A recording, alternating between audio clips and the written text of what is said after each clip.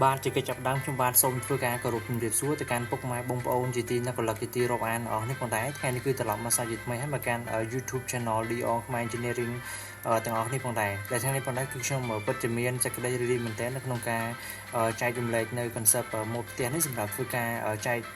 ជូនទៅកាន់ពុកម៉ែបងប្អូនទាំងអស់នេះផងដែរអញ្ចឹងដែលម៉ូដ concept នេះគឺជាប្រភេទម៉ូដ concept ផ្ទះក្រពើហាដែលខ្ញុំឃើញម៉ូដ concept នេះឥឡូវពីច្រើនបងប្អូននិយមយកមកធ្វើការសាងសង់ក៏ដូចធ្វើជាម៉ូដផ្ទះសម្រាប់សាងសង់ស្នាក់នៅផ្ទាល់ផងដែរអញ្ចឹងថ្ងៃនេះគឺខ្ញុំពិតជាមានសេចក្តីរីករាយនៅក្នុងការចែករំលែកនៅ concept នេះដើម្បីជាម៉ូដប្លង់ថ្មីសម្រាប់ចែកជូនទៅកាន់ពុកម៉ែបងប្អូនទាំងអស់គ្នាអញ្ចឹងឥឡូវកុំឲ្យខាតពេលយូរយើងចូលទៅកាន់ concept ម៉ូដផ្ទះរបស់យើងទាំងអស់គ្នាផងដែរអញ្ចឹងដែលខ្ញុំសូមបញ្ជាក់ម្ដងទៀតគឺ concept នេះគឺជាប្រភេទ mode concept គេហៅថា mode ប្លង់ផ្ទះក្រពើហា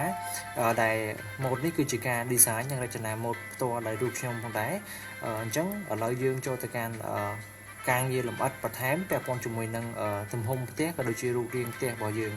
អញ្ចឹងប្រភេទផ្ទះនេះគឺមានទំហំ8គុណជាមួយនឹង12ម៉ែត្រដែលខ្ញុំគិតថាទូលាយដែរសម្រាប់បងប្អូនយកទៅធ្វើជាគម្រោងបើសិនជាបងប្អូនមានថវិកាល្មមបងប្អូនអាចធ្វើទៅតាមថវិកាដែលបងប្អូនមានប៉ុន្តែយើងអាចធ្វើទំហំតូចជាងនឹងក៏បានដែរប៉ុន្តែបើសិនជាបងប្អូនស្រឡាញ់នៅម៉ូដហ្នឹងបងប្អូនអាចធ្វើនៅម៉ូដហ្នឹងប៉ុន្តែធ្វើជា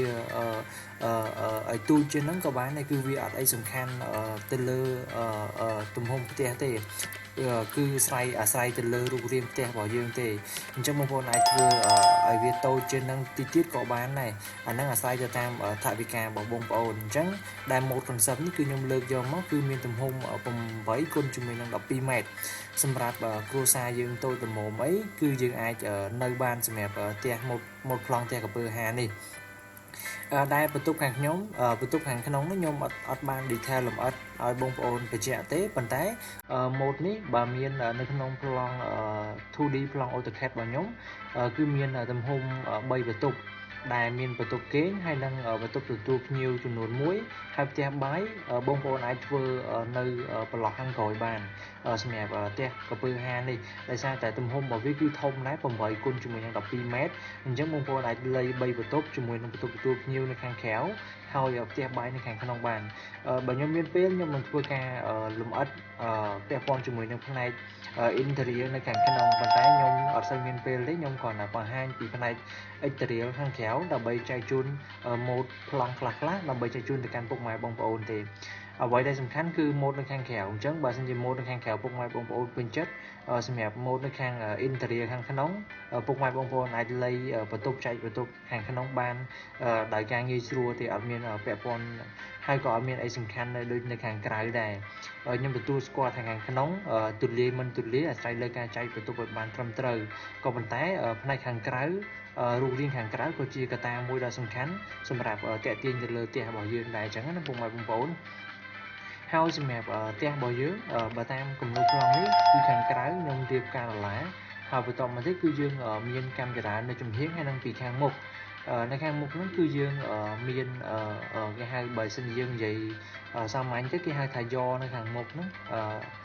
យ៉នៅខាងមុខហ្នឹងហើយនៅខាងចំហៀងគឺមានសួនច្បារអមជាមួយនឹងខាងមុខអញ្ចឹងបងប្អូនអាចយកទៅធ្វើការ decor បន្ថែមទៅតាមបងប្អូនពេញចិត្តក៏បានបងប្អូនអាច decor ទៅតាមអ្វីដែលខ្ញុំបានធ្វើការ decor នេះក៏បានដែរគឺអត់អីសំខាន់ទេបងប្អូនហើយបើសិនជាបងប្អូនពេញចិត្តនៅ mode concept នេះបងប្អូនអាចទំនាក់ទំនងមកកាន់ក្រុមការងារយើងខ្ញុំតាមរយៈ Facebook ក៏បានឬក៏តាមរយៈTelegram ខាងក្រោមខ្ញុំដាក់នៅ description ខាងក្រោមនេះក៏បានដែរបងប្អូនអាចធ្វើការទំនាក់ទំនងមកសាកសួរយោបល់ពាក់ព័ន្ធជាមួយនឹងការងារម៉ូដប្លង់ក៏ដូចជាការងារ design ទៅលើការងារគ្រោងឆ្អឹងដែលភាសាបច្ចេកទេសគេហៅថា structural design ហ្នឹងបើយើងនិយាយសាមញ្ញធម្មតាទៅការវិភាគទៅលើគ្រោងបង្គំសំណង់របស់យើងបងប្អូនអាចធ្វើការទំនាក់ទំនងមកកាន់ក្រុមការងារយើងខ្ញុំបានអញ្ចឹងឥឡូវនេះគឺខ្ញុំអត់មានអ្វីជាច្រើនទេខ្ញុំមានតែ